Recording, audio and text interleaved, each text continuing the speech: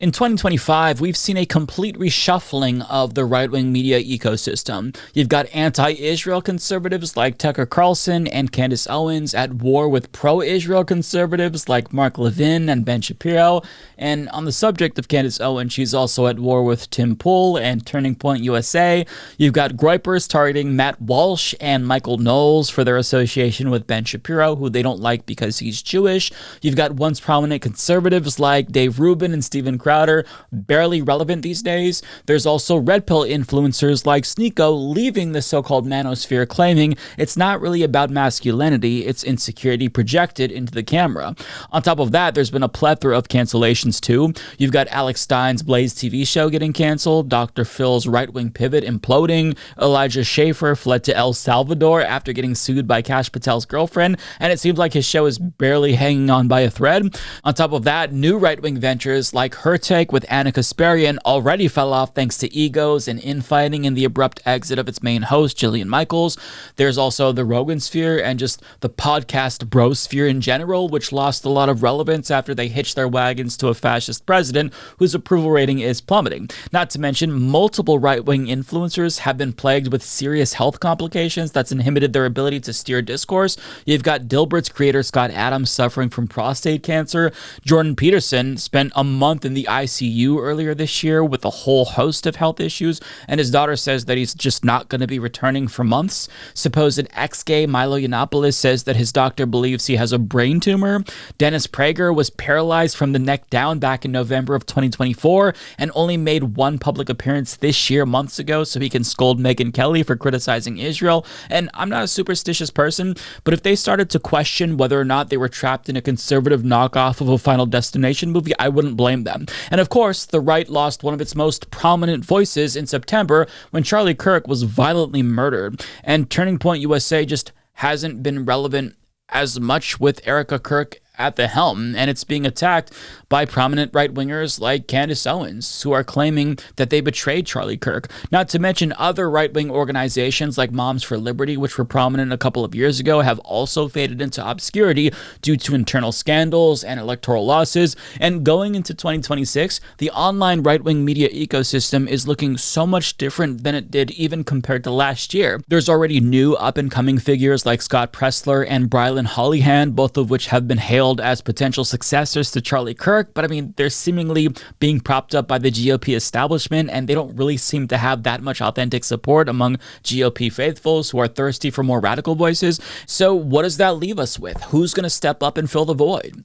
Well, it's still too early to tell in my opinion, but it seems like a small handful of niche Nazi and Nazi-adjacent influencers will be the primary thought leaders in the right for the foreseeable future, unless somebody else who's not a Nazi rises to the same level of prominence as the Nazis currently. So the first prominent conservative going into 2026, who I think we're going to hear more from, is former World of Warcraft gamer turned right-wing commentator Asmongold, and he's newer, so if you've never heard of him, allow me to give you a brief introduction. The thing is, I used to use a dead rat as an alarm clock, actually, for my stream, because basically what happened was whenever the sun would come up, it would start cooking the corpse of the rat, and then it would start smelling again, and then the smell would wake me up. So I would use the rat effectively as an alarm clock, and as soon as it got hot enough, it would wake me up, and then I would know, oh shit, it's time to stream. Have you guys ever done that before? No, I just use my phone like everyone else. And if you're intrigued, the Surfs did a deep dive into Asmongold, so you can learn all about his interesting quirks, we'll call them. But the man you just watched is arguably the most influential right-wing commentator on YouTube aside from Candace Owens. And I think that he rose to prominence because, as off-putting as he may be to normies, his audience views him as authentic. And by that I mean he doesn't try to feign respectability or self-censor.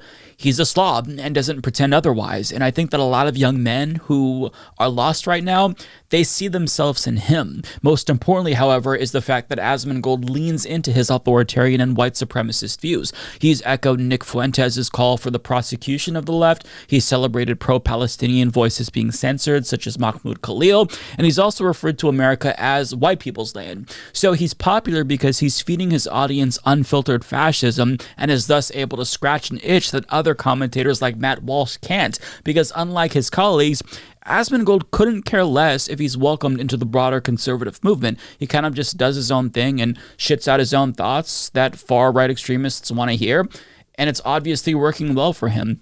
I kind of feel like he's a less ideological version of Nick Fuentes, but on the subject of Nick Fuentes, I'd say that he's probably the most influential and consequential right-winger going into 2025 in their whole media ecosystem, even though he's a lightning rod. And unlike Asmongold, he's learned to be able to hide the ball and kind of like keep his power level a secret and use more dog whistles more frequently in order to give himself plausible deniability and, more importantly, mainstream appeal. And it's worked like a fucking charm. And that's really scary because he also happens to be a Holocaust-denying, Hitler-loving neo-Nazi. And at this moment, he has the entire Republican Party by the balls. If they denounce him, then they get attacked by his Groyper army and lose support from a large portion of their base. But if they embrace him, they gain popularity at the expense of establishment respectability, which they're going to need if they want to secure support from the biggest right-wing donors if they want to run for president. And there's some overlap between him and alleged sex trafficker Andrew Tate, who's an openly misogynistic manosphere influencer who has his claws in a lot of men who just aren't successful with women. And rather than trying to get them to improve themselves, they're taught by Andrew Tate that it's actually the fault of women. In fact, women are to blame for everything, and Tate's creating a pipeline to far-right politics through influencers who also hold similar misogynistic views. For example, there's a lot of crossover between him and Nick Fuentes, whose audience consists of both incels and volcels, which is men who are voluntarily celibate. And over the last year, while other right-wing influencers started to lose relevance, these three influencers that I'm talking about have gained massive followings, in part because they're just not afraid to say the most extreme things that they can possibly think of, but the very thing that's leading to their prominence could one day be what makes them less relevant. And I say this because when you attract an audience based purely off of extremism, there comes a point where you get diminishing returns from that. So in order to grow, you have to cook up new ways to shock people. But in doing so, you risk coming up with ideas that are so unbelievably extreme that they're just downright fucking stupid, to the point where it kind of undercuts your mainstream appeal, where your ideology loses all coherence and begins to collapse. Case in point, Nick Fuentes, who's a virgin, tweeted, "Being a wife guy is still gay, actually." To which Andrew Tate responded, saying, "This is an objective fact. Anyone who's experienced with women isn't enamored by them. OMG, my wife said so. Anyway, I was having a beer and then my wife said, gay, but there's more. Sex is for making children. Any man who has sex with women because it, quote, feels good is gay." Is gay. Oh my God. Oh, my pee-pee feels good. This is great. In fact, if you are 40 with less than 5 children, you're probably gay. All that feel-good pee-pee sex and hardly any genetic legacy? Sounds legit. Now, Tate took it a step further, arguing, "Let me make this loud and clear. If you're a straight man with a girlfriend in 2025, you're gay." And it's so laughably fucking absurd that you have to assume that they're trolling, right? But the answer is no, and we're going to get to the underlying ideology here in a moment. But to be clear, Nick Fuentes hasn't just dabbled in this territory as well. He explicitly said the same fucking thing as Andrew Tate. And when I said on Elijah Schaefer's show, and they said, "Have you ever been in a romantic relationship? Have you ever had sex with a girl?" And I said no. If you name searched me on Twitter, as I always do, all these gay people are coming out and saying, "I've had more girlfriends than Nick. I've had sex with more girls than Nick." So like I said last week, not only is that thinking flawed, but actually it's the reverse. That actually makes me really more heterosexual than anybody. If we're really being honest, never having a girlfriend, never having sex with a woman really makes you more heterosexual, because honestly, dating women is gay. Having sex with women is gay. And having sex with men is gay. And it's all gay. And if you want to know the truth, the only really straight heterosexual position is to be an asexual incel. So we've now reached the point where if you love your wife and you enjoy having sex with your wife and women in general, you're gay. According to some of the most prominent right-wing influencers in the country, who's going to be dictating political discourse on the right for the foreseeable future. I just don't know how we got here, but we're here, and it's certainly something. Now, contrast that with the left. We're talking about public housing, healthcare, and U.S. imperialism. So needless to say, I don't think that it's a coincidence that so many left-wing commentators exploded in popularity in 2025, while so many right-wing influencers faded into obscurity, thus leaving a space to be filled by clowns like this. And it's probably going to get even worse for the right because Trump's fascist project has completely failed. So the right is currently disillusioned and ideologically aimless, and they're trying to find some new cause to attach themselves to. And their new thought leaders are arriving at places that are both horrifying and comically fucking stupid. But in case you're curious about whether or not their whole being straight is gay shtick is an act or cope because, they can't get laid, it's not. In fact, Nathan R. DeFord, assistant professor of government at Smith College, he wrote a really lengthy and informative piece about the psychology behind these unhinged claims, and they are so much more prominent than I thought, and I don't know what to even think about that. Nonetheless, DeFord explains, if you pay attention, people will claim many puzzling things are a sign that a man is gay, using an umbrella, drinking lemonade or even just lemon water, ordering dessert, wiping his ass after defecating, eating breakfast, recycling, and having sex with too many women too many times. Many of these things seem to have some kind of feminine signifier attached, not wanting to get wet and ruin your hair or clothes, for instance, used to typically gendered norms of self-care and presentation. Men aren't supposed to be concerned with their looks because they aren't subjects to be seen and appreciated, but subjects to see and appreciate. The final two might give pause to anyone uninitiated to the stranger norms of heteropatriarchal masculine sexuality, that sex with women or wanting to have sex with a lot of them is in effect gay. Now, Nathan doesn't specifically address how wiping one's ass is gay, and I'm assuming he didn't explain that because it's self-explanatory. And, if you touch your butt, you're just gay. That's pretty simple. So, I guess the takeaway is just go ahead and pull your pants right on up after taking a fat, stinky, nasty shit, fellas. It doesn't matter, if women think it's gross because fucking them is gay anyway, and you don't want to be gay, so just take that dookie and go on about your day, kings.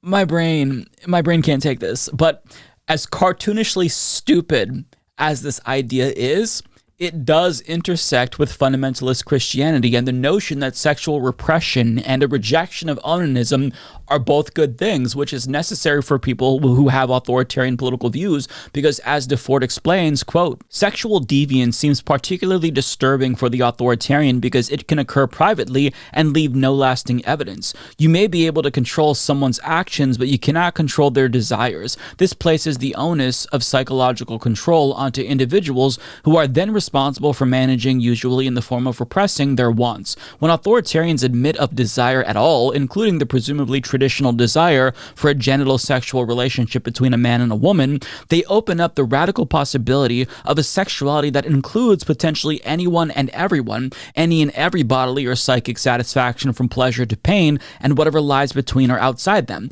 This also breaks open the possibility of new norms of relationability, of intimacy, of friendship. It presents us with potentialities for social relations that are different or other than the regressive traditionalist fantasy that authoritarians hold of a normal family in which all desire can be fulfilled. In other words, all sex, excluding sex between a married couple exclusively for the purpose of procreation, is viewed as a sort of slippery slope that'll lead you down the path of degeneracy and powerlessness, which is why they're coming up with dumbass ways to reinforce that traditional structure. They'll say that it's gay to have sex with women, or reinforce the idea that sex with women is bad with memes like this, where they depict virgins as big-dicked chads compared to beta males who are getting laid with much smaller, less girthy penises that have been grinded down by too many vaginas, I guess, that function as pencil sharpeners of sorts. I don't know their fucking logic, but the people who share these ideas, they're very clearly lost, and part of the reason why these particular right-wing influencers are growing in popularity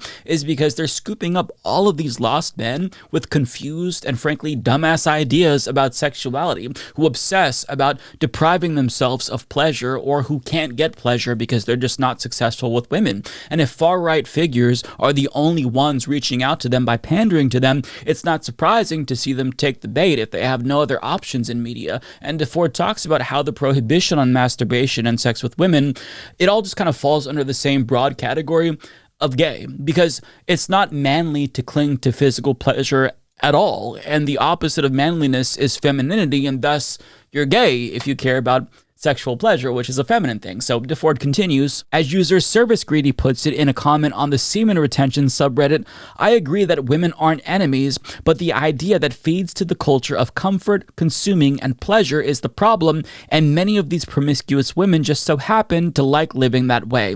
Here we see someone drawing the explicit connection that sex with women provides men with too much comfort, when men ought to be strong by relating to each other. As the same user says, iron sharpens iron, a common phrase used by practitioners of semen retention to signify that being with other men who engage in the practice will make them stronger. It's hard not to see a reflection of the common fascist line that hard times make strong men in these users. As radical psychoanalyst turned sex energy theorist Wilhelm Reich hypothesized, authoritarians believe that the maintenance of sexual control serves as a kind of internalization of authority and expression of appropriate control over the self that will make men stronger. It also serves to avoid the potentially queer outcome that maybe, as a man, you enjoy touching a penis and having your penis touched by a man, in this case, yourself. As many people have asked on Reddit, would sucking your own dick be more like sucking dick or getting your dick sucked? This fundamental confusion about whether the penis is the subject of enjoyment or the object of desire yields the dictum that one ought to never sexually touch one's own penis. In this scenario, not only does masturbation demonstrate the unruliness of desire, it also expresses both the wish to touch a man and the wish to be touched by a man. To avoid the potential surprise that he is turned on by dick, the authoritarian man simply needs to avoid touching his penis at all. You getting all that? So, whether it's conscious or not, fascists and authoritarians seemingly believe that they can't dominate society unless they get their own physical desires under control, because how are you going to control other people if you can't even control your own dick? And what figures like Fuentes and Tate are doing is ascribing an ideology to those lonely men to where it's not just the fault of women for their inability to get laid. It's actually good and virtuous that they're not getting laid, because even if you're married, you're not supposed to be having sex with your wife anyway unless it's explicitly for the purpose of having children. And Asmongold fulfills a similar need, albeit in a different way. You don't need to bathe or try to improve yourselves in any way. You can be a shitty, stinky person. You could be shitty literally and figuratively and just still be adored by many, just like Asmongold. It's quite the 180 from the days of Jordan Peterson, where they thought that it was good to improve yourself and clean your room. How far we've fallen, where even he seems like somebody who's reasonable these days.